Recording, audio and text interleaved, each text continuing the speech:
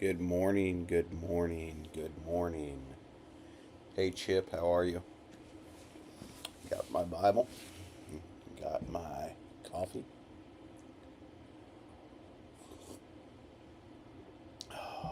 It's a chilly Monday morning. Not so chilly for us, but certainly probably chilly for anyone who is stuck outside. So we want to remember them today. Good morning, Faye. But let us pray and then we'll jump right in. Jesus, thank you for waking me again this morning, for giving me the breath of life. We ask you for guidance today. We ask you for favor. We ask that you would put people in our path that we can share Jesus with. We ask that you would open our hearts to the truths of the word. As we read through this morning, God, I pray that you would jump things off the pages into our hearts, Father, that you would change our lives. God, we understand your word will accomplish what you send it forth to do. So, God, we pray that you would send it and use us this morning.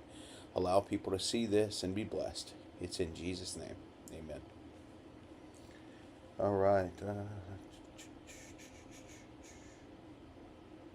Well, we're praying for Exodus chapter 11. The Lord said to Moses, I will bring one more plague on Pharaoh and on Egypt, and after that he will let you go from here. When he lets you go, he will drive you out of here. Now announce to the people that both men and women should ask their neighbors for silver and gold items. The Lord gave the people favor with the Egyptians. In addition, Moses himself was very, very highly regarded in the land of Egypt by Pharaoh's officials and the people. So Moses said, This is what the Lord says. About midnight I will go throughout Egypt, and every firstborn male in the land of Egypt will die, from the firstborn of Pharaoh who sits on his throne to the firstborn of the servant girl who is at the grindstone, as well as every firstborn of the livestock. Then there will be a great cry of anguish throughout all the land of Egypt, such as never was before or ever will be again. But against all the Israelites, whether people or animals, not even a dog will snarl. So that you may know that the Lord makes a distinction between Egypt and Israel. All these officials of yours will come down to me and bow before me, saying, Get out, you and all the people who follow you. After that I will get out. And he went out from Pharaoh's presence fiercely and angry. The Lord said to Moses, Pharaoh will not listen to you, so that my wonders may be multiplied in the land of Egypt. Moses and Aaron did all these wonders before Pharaoh, but the Lord hardened Pharaoh's heart, and he would not let the Israelites go out of his land. Chapter 12. The Lord said to Moses and Aaron in the land of Egypt, This month is the beginning of the months for you. It is the first month of your year. Tell the whole community of Israel that on the 10th of this month they must each select an animal of the flock according to their father's families, one animal per family. If the household is too small for a whole animal, then that person and the neighbor nearest his house are to select one based on the combined number of people. You should apportion the animal according to what each will eat. You must have an unblemished animal, a year old male. You may take it from either the sheep or the goats. You are to keep it until the 14th day of the month. Then the whole assembly of the community of Israel will slaughter the animals at twilight. They must take some of the blood and put it on the doorpost and on the lintel of the house where they eat them. They are to eat the meat that night. They should eat it, roasted over the fire along with unleavened bread and bitter herbs. Do not eat any of the raw or cooked in boiling water, but only roasted over fire, its head as well as its legs and inner organs. You must not leave any of it until morning. Any part of it left until morning you must burn. Here's how you must eat it. You must be dressed for travel, your sandals on your feet, and your staff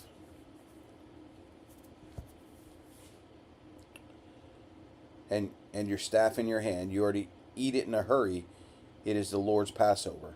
I will pass through the land of Egypt on that night and strike every firstborn male in the land of Egypt, both people and animals. I am the Lord. I will execute judgment against all the gods of Egypt. The blood on the houses where you are staying will be the distinguishing mark for you. When I see the blood, I will pass over you. No plague will be among you to destroy you when I strike the land of Egypt. This day is to be a memorial for you, and you must celebrate it as a festival to the Lord. You are to celebrate it throughout your generations as a permanent statute. You must eat unleavened bread for 7 days. On the first day, you must remove yeast from your house. Whoever eats what is leavened from the first day through the 7th day must be cut off from Israel. You are to hold a sacred assembly on the first day and another sacred assembly on the 7th day. No work may be done on these days except for preparing what people need to eat. You may do only that. You are to observe the festival of unleavened bread because on this very day I brought your military divisions out of the land of Egypt. You must observe this day throughout your generations as a permanent statute. You are to eat unleavened bread in the first month from the evening of the 14th day of the month until the evening of the 21st day. Yeast must not be found in your house for 7 days. If anyone eats something leavened, that person, whether a resident, alien, or native of the land, must be cut off from the community of Israel. Do not eat anything leavened. Eat unleavened bread in all your homes. Then Moses summoned all the elders of Israel and said to them, Go, select an animal from the flock according to your families, and slaughter the Passover animal. Take a cluster of hyssop, dip it in the blood that is in the basin, and brush the lintel and the 2 doorposts with some of the blood in the basin. None of you may go out the door of his house until morning, when the Lord passes through to strike Egypt and sees blood on the lintel and the 2 doorposts. He will pass over the door and not let the destroyer enter your houses to strike you. Keep this command permanently as a statute for you and your descendants. When you enter the land the Lord will give you, as he has promised, you are to observe this ceremony. When your children ask you, What does this ceremony mean to you? You to reply, It is the Passover sacrifice to the Lord, for he passed over the houses of the Israelites in Egypt when he struck the Egyptians, and he spared our homes. So the people knelt low and worshipped. Then the Israelites went and did this. They did just as the Lord had commanded Moses and Aaron. Now, at midnight, the Lord struck every firstborn male in the land of Egypt, from the firstborn of Pharaoh, who sat on his throne, to the firstborn of the prisoner who was in the dungeon, and every firstborn of the livestock.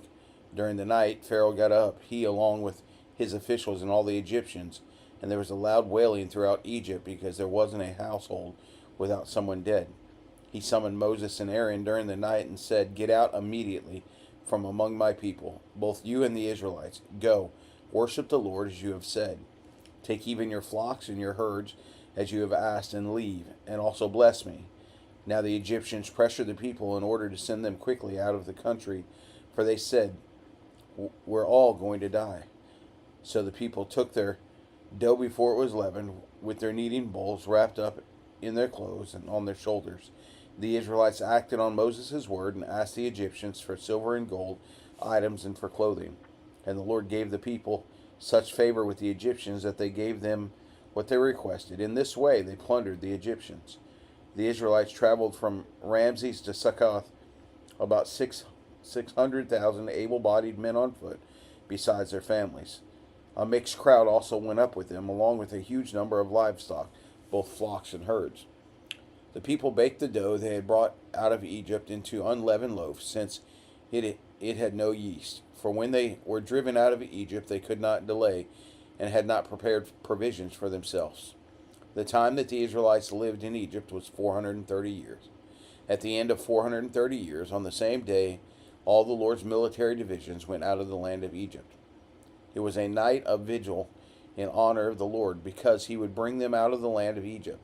The same night is in honor of the Lord a night vigil for all the Israelites throughout their generations.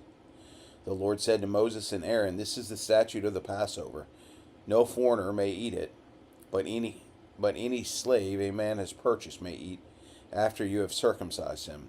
A temporary resident or hired worker may not eat the Passover. It is not to be eaten in one house. You may not take any of the meat. It is to be eaten in one house. You may not take any of the meat outside the house. You may not break any of its bones. The whole community of Israel must celebrate it. If an alien resident resides among you and wants to observe the Lord's Passover, every male in his household must be circumcised, and then he may participate. He will become like a native of the land, but no uncircumcised person may eat it. The same law will apply to both native and alien who resides among you. Then all the Israelites did this. They did just as the Lord had commanded Moses and Aaron.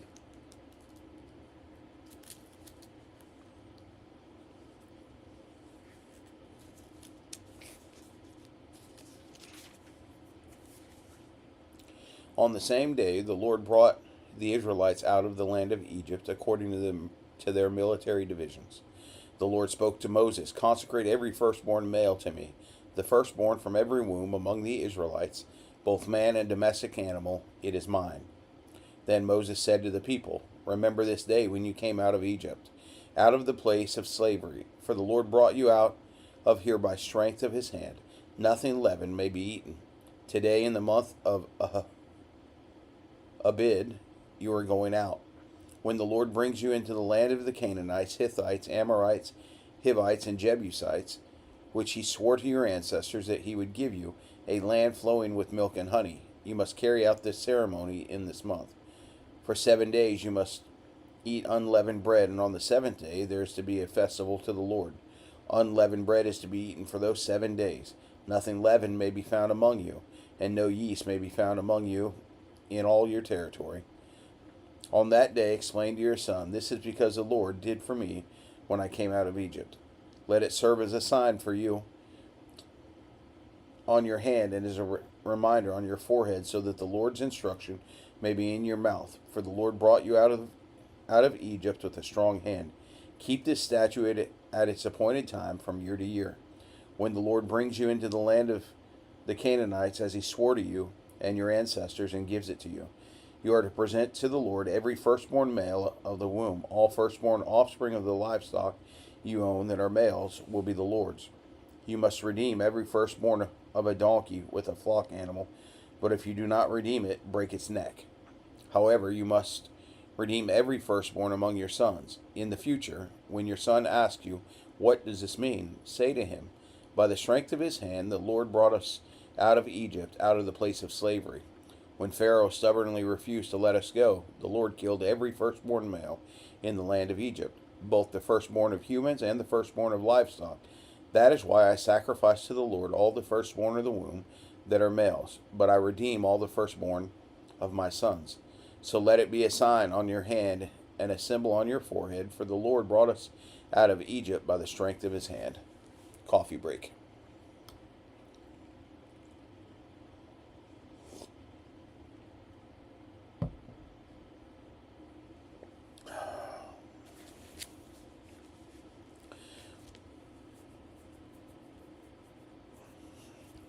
When Pharaoh let the people go, God did not lead them along the road to the land of the Philistines, even though it was nearby, for God said the people will change their minds and return to Egypt if they face war. So he led the people around toward the Red Sea along the road of the wilderness, and the Israelites left the land of Egypt in battle formation. Moses took the bones of Joseph with him, because Joseph had made the Israelites swear a solemn oath, saying, "God will certainly come to your aid. Then you must take my bones with you from this place." They set up from Succoth and camped at Ethan on the edge of the wilderness. The Lord went ahead of them in a pillar of cloud to lead them on their way during the day, and a pillar of fire to give them light at night, so that they could travel day or night. The pillar of cloud by day and the pillar of fire by night never left its place in front of the people. Then the Lord spoke to Moses, "Tell the Israelites to turn back and camp in front of Pi-haroth, between Migdol and the sea. You must camp in front of Baal-zephon, facing it by the sea. Pharaoh will say to the Israelites, 'They are wandering around in the land in confusion. The wilderness has boxed them in.' I will harden Pharaoh's heart so that he will pursue them. Then I will receive glory by means of Pharaoh and all his army, and the Egyptians will know that I am the Lord." So the Israelites did this. When the king of Egypt was told that the people had fled, Pharaoh and his officials changed their minds about the people and said, What have we done? We have released Israel from serving us. So he got his chariot ready and took his troops with him. He took 600 of the best chariots and all the rest of the chariots of Egypt, with officers in each one. The Lord hardened the heart of the Pharaoh, king of Egypt, and he pursued the Israelites who were going out defiantly. The Egyptians and all the Pharaoh's horses and chariots, his horsemen and his army, chased after them and caught up with them as they camped by the sea beside Pi Hardith in front of Baal Zephon. As Pharaoh approached, the Israelites looked up, and there were the Egyptians coming after them. The Israelites were terrified and cried out to the Lord for help. They said to Moses, "Is it because there were no graves in Egypt that you have taken us away to die in the wilderness? What have you done to us by bringing us out of Egypt? Isn't this what we told you in Egypt? Leave us alone so that we may serve the Egyptians? It would have been better for us to serve the Egyptians than to die in the wilderness." But Moses said to the people, "Don't be afraid. Stand firm and see the Lord's salvation that he will accomplish for you today. For the Egyptians you see today, you will never see again. The Lord will fight for you, and you must be quiet." The Lord said to Moses, "Why are you crying out to me? Tell the Israelites to break camp. As for you, lift up your staff, stretch out your hand over the sea, and divide it so that the Israelites can go through the sea on dry ground. As for me, I'm going to harden the hearts of the Egyptians so that they will go in after them, and I will receive glory by means of Pharaoh, all his army, and his chariots and horsemen. The Egyptians will know that I am the Lord when I receive glory through Pharaoh, his chariots, and his horsemen." Then the angel of God, who was going in front of the Israelite forces, moved and went behind them. The pillar of cloud moved from in front of them and stood behind them. It came between the Egyptians and the Israelites. There was a cloud and darkness. It lit up the night, and neither group came near the other all night long. Then Moses stretched out his hand over the sea. The Lord drove the sea back with a powerful east wind all the night and turned the sea into dry land, so the waters were divided. And the Israelites went through the sea on dry ground, with waters like a wall to them on their right and to their left. The Egyptians set out in pursuit. All the Pharaoh's horses, his chariots, and his horsemen all went into the sea after them. During the morning watch, the Lord looked down at the Egyptian forces from the pillar of fire and cloud, and threw the Egyptian forces into confusion. He caused their chariot wheels to swerve and made them drive with difficulty. "Let's get away from Israel," the Egyptians said, "because the Lord is fighting for them against Egypt." Then the Lord said to Moses, "Stretch out your hand over the sea so that the water may come back on the Egyptians, on their chariots and horsemen." So Moses stretched out his hand over the sea, and at daybreak the sea returned its normal depth. While the Egyptians were trying to escape from it, the Lord threw them into the sea. The water came back and covered the chariots, the horsemen, plus the entire army of Pharaoh that had gone after them into the sea. Not even one of them survived.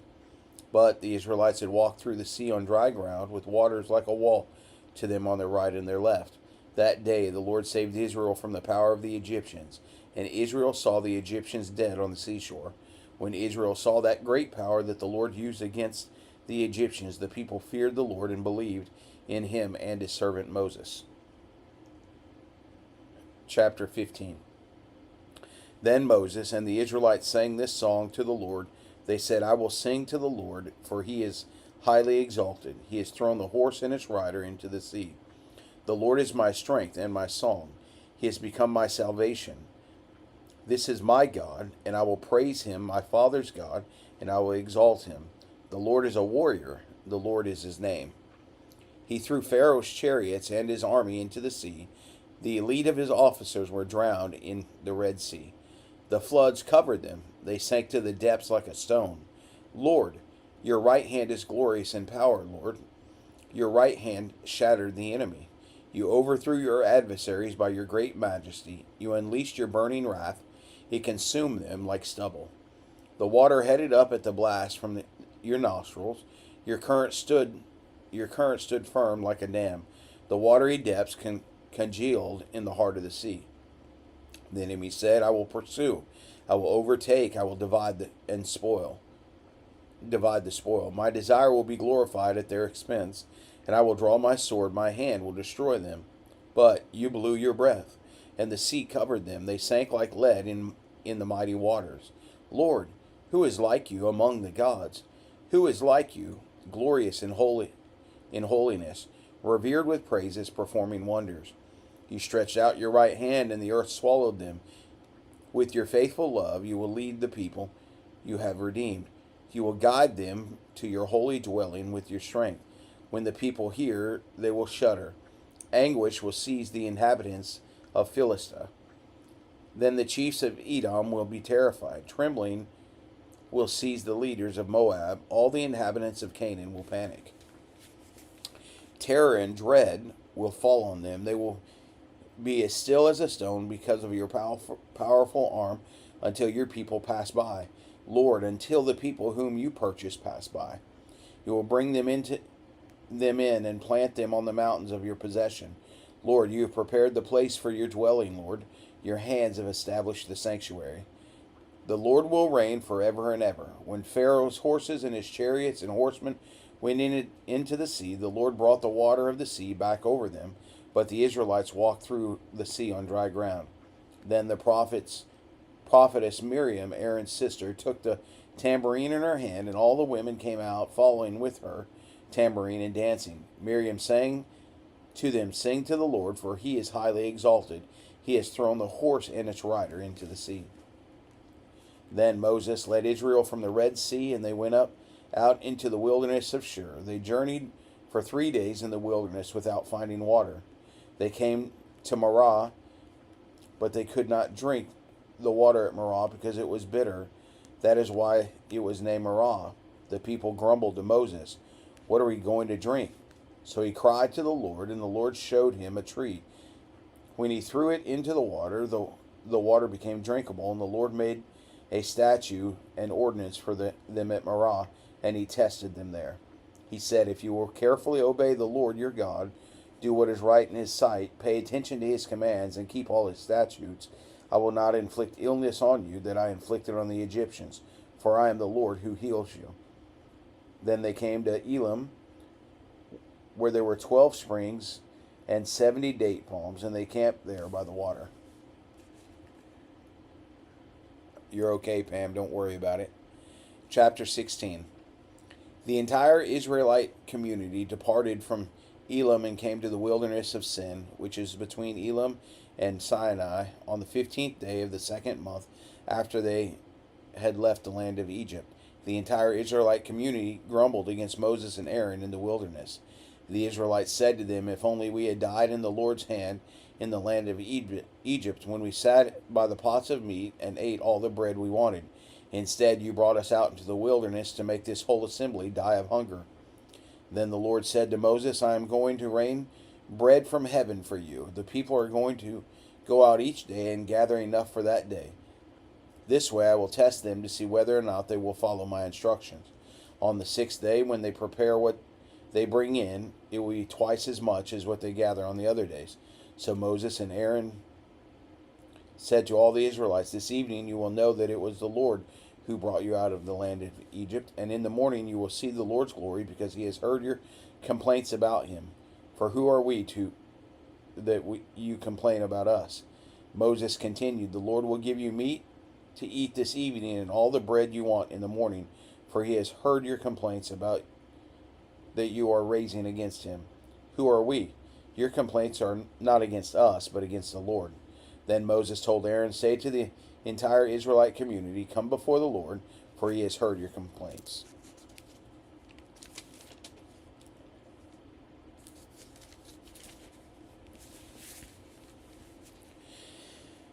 As Aaron was speaking to the entire Israelite community, they turned towards the wilderness, and there in the cloud the Lord's glory appeared. The Lord spoke to Moses, "I've heard the complaints of the Israelites. Tell them, at twilight you will eat meat, and in the morning you will eat bread until you are full. Then you will know that I am the Lord your God." So the evening quail came and covered the camp. In the morning there was a layer of dew all around the camp. When the layer of dew evaporated, there were fine flakes on the desert surface, as fine as frost on the ground. When the Israelites saw it, they asked one another, "What is it?" Because they didn't know what it was. Moses told them, "It is bread the Lord has given you to eat. This is what the Lord has commanded. Gather as much as each person needs to eat. You take 2 quarts per individual according to the number of people of you each of you has in his tent." So the Israelites did this. Some gathered a lot, some a little. When they measured it by quarts, the person who gathered a lot had no surplus, and the person who gathered a little had no shortage. Each gathered as much as he needed to eat. Moses said to them, "No one is to let any of it remain until morning." But they didn't listen to Moses. Some people left part of it in the morning, and it bred worms and stank. Therefore Moses was angry with them. They gathered it every morning. Each gathered as much as he needed to eat. But when he saw the sun grew hot, it melted. On the 6th day he gathered twice as much food, 4 quarts apiece, and all the leaders of the community came and reported this to Moses. He told them, "This is what the Lord has said. Tomorrow is a day of complete rest, a holy Sabbath to the Lord. Bake what you want to bake and boil what you want to boil, and set aside everything left over to be kept until morning." So they set it aside until morning as Moses commanded, and it didn't stink or have maggots in it. "Eat it today," Moses said, "because today is a Sabbath to the Lord. Today you won't find any in the field. For 6 days you will gather it, but on the seventh, the Sabbath, there will be none." Yet on the 7th day some of the people went out to gather, but they did not find any. Then the Lord said to Moses, "How long will you refuse to keep my commands and instructions? Understand that the Lord has given you the Sabbath. Therefore, on the 6th day he will give you 2 days' worth of bread.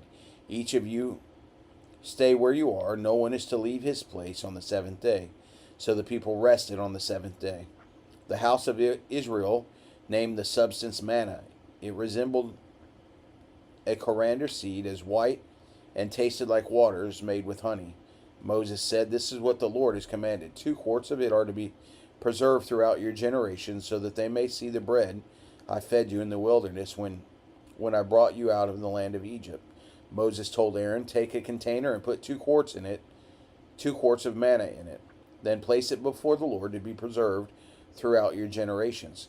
As the Lord commanded Moses, Aaron placed it before the testimony to be preserved.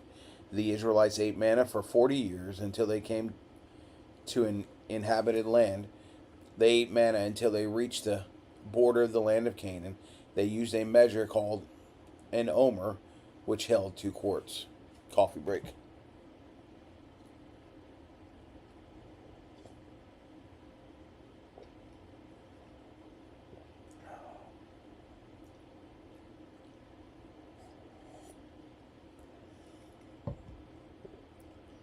Chapter 17. The entire Israelite community left the wilderness of Sin, moving from one place to the next according to the Lord's command.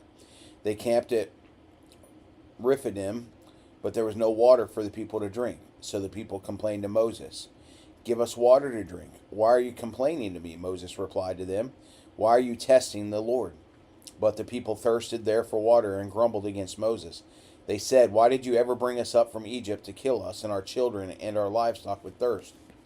Then Moses cried out to the Lord, "What should I do with these people? In a little while they will stone me." The Lord answered Moses, "Go on ahead of the people and take some of the elders of Israel with you. Take the staff you struck the Nile with in your hand and go. I'm going to stand there in front of you on the rock at Horeb. When you hit the rock, water will come out of it, and the people will drink." Moses did this in the sight of the elders of Israel.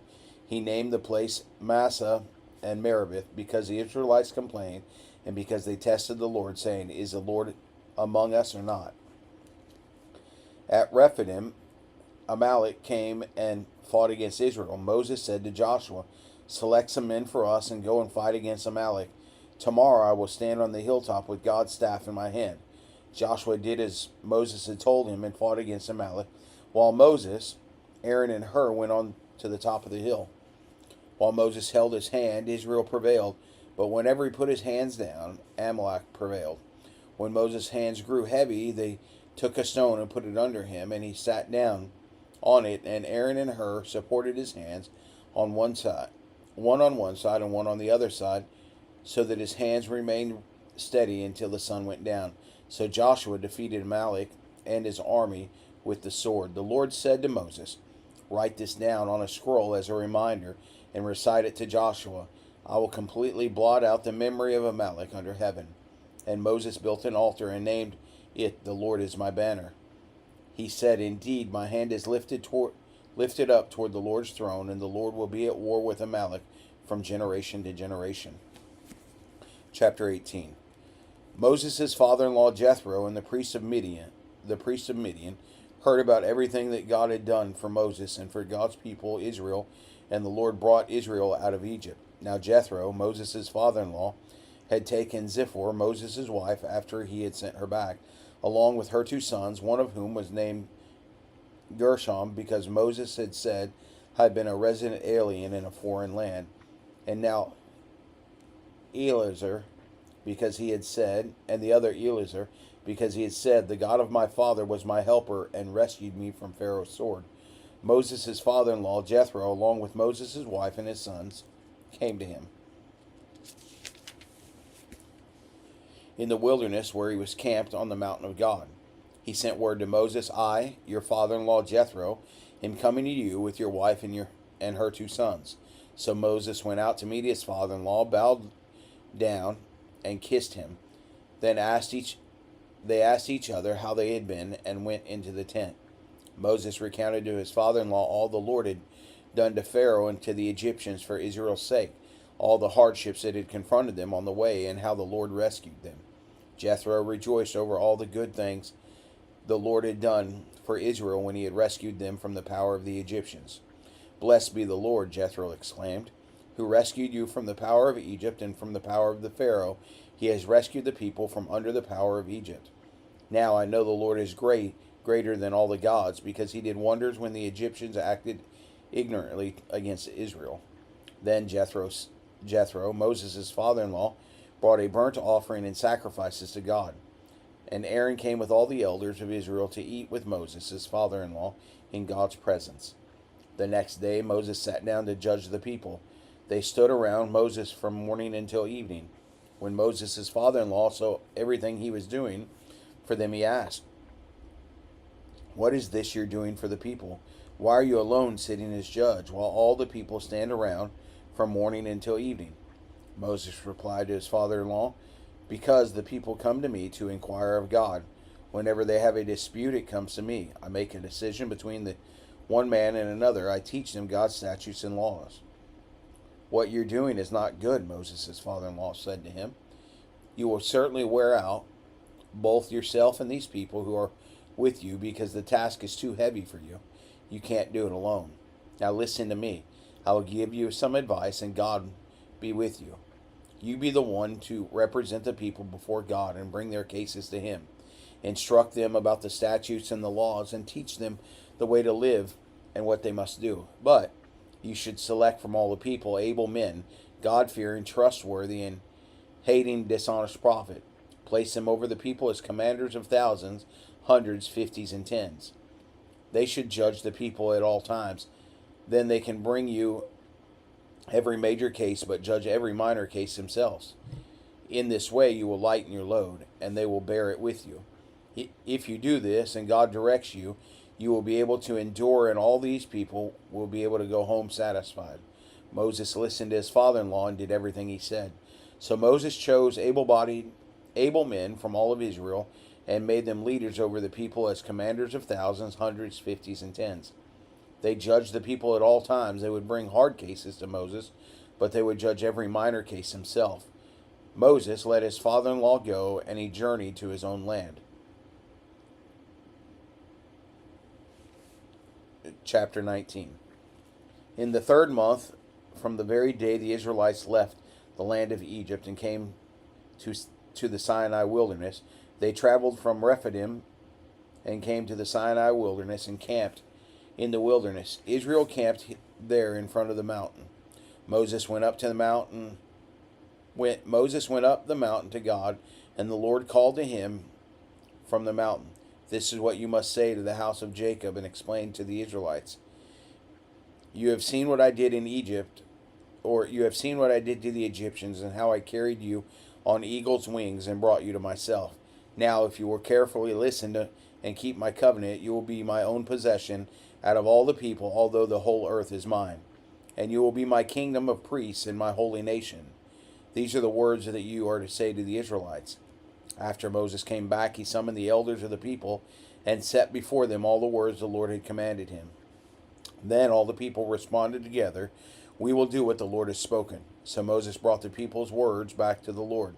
The Lord said to Moses, "I'm going to come to you in a dense cloud so that the people will hear when I speak with you and will always believe you." Moses reported the people's words to the Lord. And the Lord told Moses, "Go to the people and consecrate them today and tomorrow. They must wash their clothes and be prepared by the third day, for the third day the Lord will come down on Mount Sinai in the sight of all the people. Put boundaries for the people all around the mountain and say, 'Be careful that you do not go up on the mountain or touch its base. Anyone who touches the mountain will be put to death. No hand may touch it. Instead, he will be stoned or shot with arrows and not live, whether animal or human. When the ram's horn sounds a long blast, they may go up the mountain.'" Then Moses came down from the mountain to the people and consecrated them, and they washed their clothes. He said to the people, "Be prepared by the third day. Do not have sexual relations with women." On the third day, when morning came, there was a thunder and lightning, a thick cloud on the mountains, and a very loud blast from the ram's horn, so that all the people in the camp shuddered. Then Moses brought the people out of the camp to meet God, and they stood at the foot of the mountain. Mount Sinai was completely enveloped in smoke because the Lord came down on it in fire. Its smoke went up like the smoke of a furnace, and the whole mountain shook violently. As the sound of the ram's horn grew louder and louder, Moses spoke, and God answered him in the thunder. The Lord came down on Mount Sinai at the top of the mountain. Then the Lord summoned Moses up to the top of the mountain, and he went up. The Lord directed Moses, "Go down and warn the people not to break through to see the Lord, otherwise many of them will die. Even the priests who come near the Lord must consecrate themselves, or the Lord will break out in anger against them." Moses responded to the Lord, "The people cannot come up to the mountain. Since you warned us, put a boundary around the mountain and consecrate it." The Lord replied to him, "Go down and come back with Aaron, but the priests and the people must not break through to come up to the Lord, or he will break out in anger against them." So Moses went down to the people and told them. Chapter 20. Then God spoke all these words, "I am the Lord your God, who brought you out of the land of Egypt and out of the place of slavery. Do not have other gods besides me. Do not make an idol for yourself, whether it in the shape of anything in the heavens above, or on the earth below, or in the waters under the earth. Do not bow and worship to them, and do not serve them. For I, the Lord your God, am a jealous God, bringing the consequences of fathers' iniquity on the children to the third and fourth generations of those who hate me, but showing faithful love to 1,000 generations for those who love and keep my commands. Do not misuse the name of the Lord your God, because the Lord will not leave anyone unpunished who misuses his name. Remember the Sabbath to keep it holy. You are to labor 6 days and do all your work, but on the seventh day is the Sabbath to your Lord. You must not do any work. You, your son, your daughter, your male or female servant, your livestock, or resident alien who is within your city gates. For the Lord made the heavens and the earth, the sea and everything in it, in 6 days, and he rested on the seventh. Therefore the Lord blessed the Sabbath and declared it holy. Honor your father and your mother, so that you may have a long life in the land that the Lord God is giving you. Do not murder. Do not commit adultery. Do not steal. Do not give false testimony against your neighbor. Do not covet your neighbor's house. Do not covet your neighbor's wife, his male or female servant, his ox or donkey, or anything that belongs to your neighbor. All the people witnessed the thunder and lightning and the sound of the ram's horn, and the mountain surrounded by the smoke. When the people saw it, they trembled and stood at a distance. "You speak to us, we will listen," they said to Moses, "but don't let God speak to us, or we will die." Moses responded to the people, "Don't be afraid, for God has come to test you, so that you will fear him and will not sin." And the people remained standing at a distance as Moses approached the total darkness where God was. Then the Lord told Moses, "This is what you are to say to the Israelites. You have seen that I have spoken to you from heaven. Do not make gods of silver to rival me. Do not make gods of gold for yourselves. Make an earthen altar for me and sacrifice on it burnt offerings and fellowship offerings, your flocks and herds. I will come to you and bless you in every place where I cause my name to be remembered. If you make a stone altar for me, do not build it out of cut stones. If you use your chisel on it, you will defile it. Do not go up to my altar on steps, so that your nakedness is not exposed on it. Chapter 21. These are the ordinances that you are to set before them. When you buy a Hebrew slave, he is to serve 6 years. Then in the seventh, he is to leave as a free man without paying anything. If he arrives alone, he is to leave alone. If he arrives with a wife, his wife is to leave with him. If his master gives him a wife, and she bears him sons and daughters, the wife and her children belong to her master, and the man must leave alone. But if the slave declares, I love my master, my wife, and my children, I do not want to leave as a free man, his master is to bring him to the judges, and then bring him to the door or the doorpost. His master will pierce his ear with an awl, and he will serve his master for life. When a man sells his daughter as a concubine, she is not to leave as the male slaves do. If she is displeasing to her master, who chose her for himself, then he must let her be redeemed. He has no right to sell her to foreigners, because he has acted treacherously toward her. Or if he chooses her for his son, he must deal with her according to the customary treatment of daughters. If he takes an additional wife, he must not reduce the food, clothing, or material rights of the first wife. And if he does not do these three things for her, she may leave free of charge without any payment. Whoever strikes a person so that he dies must be put to death. But if he did not intend any harm, and yet God allowed it to happen, I will appoint a place for you where he may flee. If a person schemes and unwillfully acts against his neighbor to murder him, you must take him from my altar to be put to death. Whoever strikes his father or his mother must be put to death. Whoever kidnaps a person must be put to death, whether he sells him or the person is found in his possession. Whoever curses his father and his mother must be put to death. When men quarrel and one strikes the other with a stone or his fist, and the injured man does not die, but is confined to bed, if he can later get up and walk around outside leaning on a staff, then the one who struck will be exempt from punishment. Nevertheless, he must pay for his lost work time and provide for his complete recovery. When a man strikes his male or female slave with a rod, and the slave dies under his abuse, the owner must be punished. However, if the slave can stand up after a day or two, the owner should not be punished, because he is the owner's property. When men get in a fight and hit a pregnant woman so that her children are born prematurely but there is no injury, the one who hit her must be fined, and the woman's husband demands from him, and he must pay according to judicial assessment. If there is an injury, then you must give life for life, eye for eye, tooth for tooth, hand for hand, foot for foot, burn for burn, bruise for bruise, wound for wound.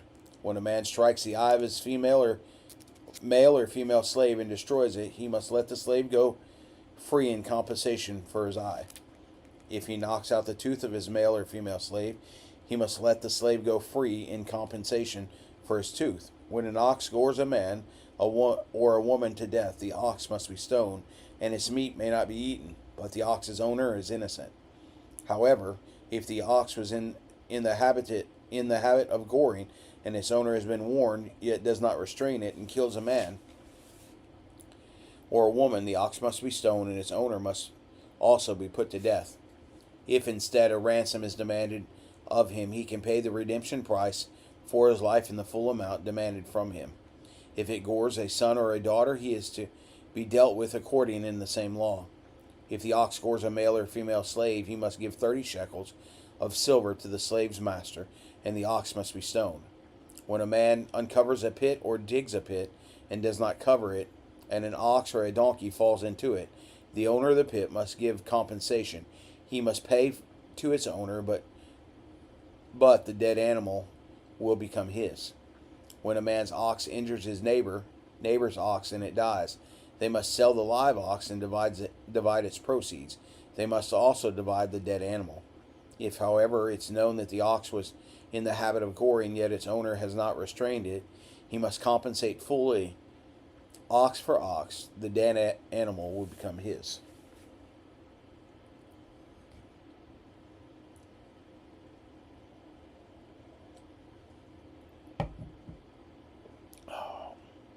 Chapter 22. When a man steals an ox or a sheep and butchers it or sells it, he must repay 5 cattle for the ox or 4 sheep for the sheep. If a thief is caught in the act of breaking in and he is beaten to death, no one is guilty of bloodshed. But if this happens after sunrise, the householder is guilty of bloodshed. A thief must make full restitution. If he is unable, he is to be sold because of his theft. If what was stolen, whether ox, donkey, or sheep, is actually found alive in its possession, he must repay double. When a man lets a field or a vineyard be grazed in and then allows his animals to go and graze in someone else's field, he must repay with the best of his own field or vineyard. When the fire gets out of control, spreads the thorn bushes and consumes stacks of cut grain, standing grain, or a field, the one who started the fire must make full restitution for what was burned. When a man gives his neighbor valuable or goods to keep, but they are stolen from the person's house, the thief, if caught, must repay double. If the thief is not caught, the owner of the house must present himself to the judges to determine whether or not he has taken his neighbor's property. In any case of wrongdoing involving an ox, donkey, a sheep, a garment, or anything else lost, and someone claims that that's mine, the case between the two parties is to come before the judges. The one that judges condemn must repay double to his neighbor. When a man gives his neighbor a donkey, an ox, a sheep, or any other animal to care for, but it dies, is injured, or is stolen, while no one is watching, there must be an oath before the Lord between the two of them to determine whether or not he has taken his neighbor's property. Its owner must accept the oath, and the other man does not have to make restitution. But if, in fact, the animal is stolen from his custody, he must make restitution to the owner. If it was actually torn apart by a wild animal, he is to bring it as evidence. He does not have to make restitution for the torn carcass. When a man borrows an animal from his neighbor and is injured or dies while its owner is not there with it, the man must make full restitution. If its owner is there with it, the man does not have to make restitution. If it was rented, the loss is covered by its rental price. If a man seduces a virgin who is not engaged and he sleeps with her, he must certainly pay the bridal price for her to be his wife. If her father absolutely refuses to give her to him, he must pay an amount of silver equal to the bridal price for virgins. Do not allow a sorceress to live. Whoever has sexual intercourse with an animal must be put to death. Whoever sacrifices to any gods, except the Lord alone, is to be set apart for destruction. You must not exploit a resident alien or oppress him, since you were resident aliens in the land of Egypt. You must not mistreat any widow or fatherless child. If you mistreat them, they will no doubt cry to me, and I will certainly hear their cry. My anger will burn. I will kill you with the sword. Then your wives will be widows and your children fatherless. If you lend silver to my people, to the poor person among you, you must not be like a creditor to him. You must not charge him interest. If you ever take your neighbor's cloak as collateral, return it to him before sunset. For it is his only covering. It is the clothing for his body. What will he sleep in? And if he cries out to me, I will listen, because I am gracious. You must not blaspheme God or curse a leader among your people. You must not hold back offerings from your harvest or from your vats. Give me the firstborn of your sons. Do the same with your cattle and your flock. Let them stay with their mothers for 7 days, but on the 8th day you are to give them to me. Be my holy people. You must not eat the meat of mutilated animal found in the field. Throw it to the dogs. Chapter 23. You must not spread false report. Do not join the wicked to be a malicious witness. You must not follow a crowd in wrongdoing. Do not testify in a lawsuit and go along with the crowd to pervert justice. Do not show favoritism to a poor person in his lawsuit. If you come across your enemy's stray ox or donkey, you must return it to him. If you see the donkey or someone who hates you lying helpless under its load, and you want to refrain from helping it, you must help with it. You must not deny justice to a poor person among you in his lawsuit. Stay far away from the false accusation. Do not kill the innocent and the just, because I will not justify the guilty. You must not take a bribe, for a bribe blinds the clear-sighted and corrupts the words of the righteous. You must not oppress a resident alien. You yourselves know how it feels to be a resident alien, because you are resident aliens in the land of Egypt. Sow your land for 6 years and gather its produce. But during the seventh you are to let it rest and leave it uncultivated, so that the poor among you may eat from it, and the wild animals may consume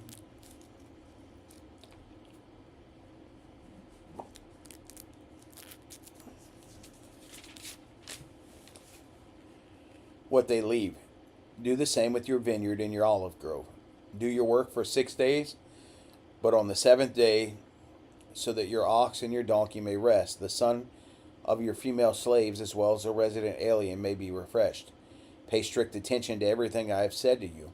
You must not invoke the name of other gods. They must not be heard on your lips. Celebrate a festival in my honor 3 times a year. Observe the festival of unleavened bread, as I commanded you. You are to eat unleavened bread for 7 days at the appointed time in the month of Abib, because you came out of Egypt in that month. No one is to appear before me empty-handed. Also observe the festival of harvest with the first fruits of your produce from what you sow in the field, and observe the festival of the ingathering at the end of the year, when you gather your produce from the field 3 times a year. All your males are to appear before the Lord God. You must not offer the blood of my sacrifices with anything leavened. The fat of my festival offering must not remain until morning. Bring the best of your first fruits of your land to the house of the Lord your God. You must not boil a young goat in its mother's milk. I am going to send an angel before you to protect you on the way and bring you to the place I have prepared. Be attentive to him and listen to him. Do not defy him, because we will not forgive your acts of rebellion, for my name is in him. But if you will carefully obey and do everything I say, then I will be your enemy. I will be an enemy to your enemies and a foe to your foes. For my angel will go before you and bring you to the land of the Amorites, Hittites, Perizzites, and Canaanites, Hivites, and Jebusites, and I will wipe them out. Do not bow and worship to their gods, and do not serve them. Do not imitate their practice. Instead, demolish them and smash their sacred pillars to pieces. Serve the Lord your God, and he will bless your bread and your water. I will remove illness from you. No woman will miscarry or be childless in your land. I will give you the full number of your days. I will cause the people ahead of you to feel terror, and will throw them into confusion. All the nations you come to, I will make all your enemies turn their backs to you in retreat. I will send hornets in front of you, and they will drive the Hittites, Canaanites, and Hittites away from you. I will not drive them out ahead of you in a single year. Otherwise, the land would become desolate, and wild animals would multiply against you. I will drive them out little by little ahead of you, until you have become numerous and take possession of the land. I will set your borders from the Red Sea to the Mediterranean Sea, and from the wilderness to the Euphrates River. For I will place the inhabitants of the land under your control, and you will drive them out ahead of you. You must not make a covenant with them or their gods. They must not remain in your land, or else they will make you sin against me. If you serve their gods, it will be a snare for you. Chapter 24. Then he said to Moses, Go up to the Lord, you and Aaron, Nadab and Abihu, and 70 of Israel's elders, and bow and worship at a distance. Moses alone is to approach the Lord, but the others are not to approach, and the people are not to go up with him. Moses came and told the people all the commands of the Lord and all the ordinances. Then all the people responded with a single voice, We will do everything that the Lord has commanded. And Moses wrote down all the words of the Lord. He rose early the next morning and set up the altar and 12 pillars for the 12 tribes of Israel at the base of the mountain. Then he sent out young Israelite men, and they offered burnt offerings and sacrificed bulls as fellowship offerings to the Lord. Moses took half the blood and set it in basins, and the other half of the blood he splattered on the altar. He then took the covenant scroll and read it aloud to the people. They responded, "We will do and obey all the Lord has commanded." Moses took the blood, splattered it on the people, and said, "This is the blood of the covenant that the Lord has made with you concerning all these words." Then Moses went up with Aaron, Nadab, and Abihu, and 70 of Israel's elders, and they saw the God of Israel. Beneath his feet was something like a pavement made of lapis lazuli, as clear as the sky itself. God did not harm the Israelite nobles. They saw him, and they ate and drank. The Lord said to Moses, "Come up to me on the mountain, and stay there, so that I may give you the stone tablets with the law and commands I have written for their instruction." So Moses arose, and his assistant Joshua, and went up to the mountains of God. He told the elders, "Wait here for us until we return to you. Aaron and Hur are here with you. Whoever has a dispute should go to them." When Moses went up the mountain, the cloud covered it. The glory of the Lord settled on the Mount Sinai, and the cloud covered it for 6 days. And on the seventh day he called to Moses from the cloud. The appearance of the Lord's glory to the Israelites was like a consuming fire on the mountaintop. Moses entered the cloud as he went up the mountain, and he remained on the mountain 40 days and 40 nights. Chapter 25. The Lord spoke to Moses, "Tell the Israelites to take an offering for me. You are to take my offering from everyone who is willing to give.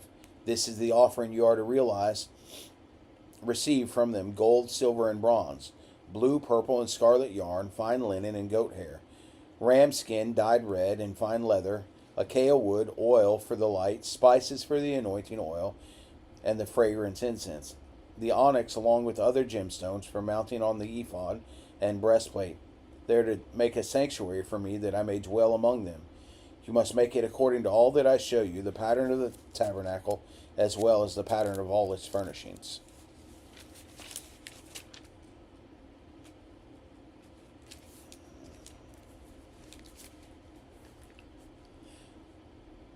They are to make an ark of acacia wood, 45 inches long, 27 inches wide, and 27 inches high.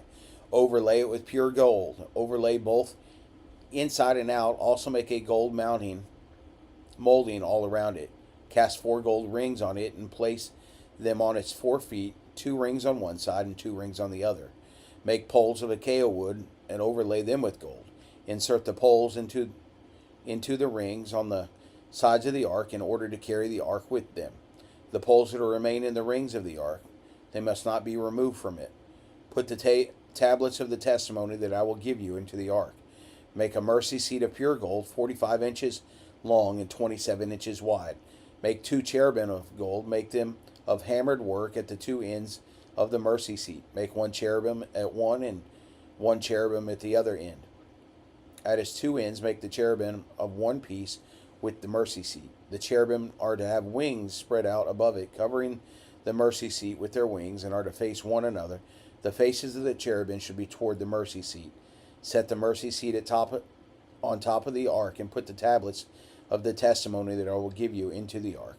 I will meet with you there above the mercy seat between the 2 cherubim.